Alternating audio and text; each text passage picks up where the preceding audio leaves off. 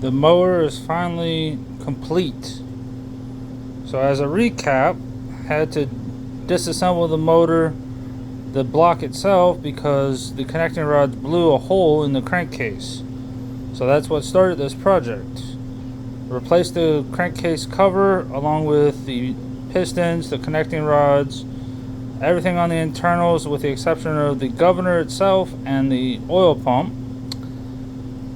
Then didn't have to replace the PTO clutch. That was still good. I replaced the blades because they were worn out. So all the externals, the frame itself, so forth, not replaced. But everything else on the engine, all the software was replaced. The heads were cleaned up. Basically a lot of work reassembling the engine, but now we're at the phase to test it.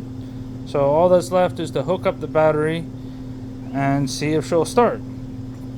A couple of things left to do is to check, make sure that it's got fuel, make sure the air is good. So one of the problems, since there was no fuel in the carburetor, it's going to take a while for the fuel to get to the carburetor.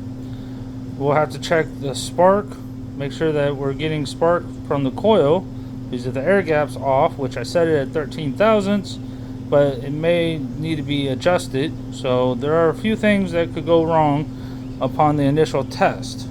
But if everything goes smooth, it should start up on the first round, and we'll see if it works as new.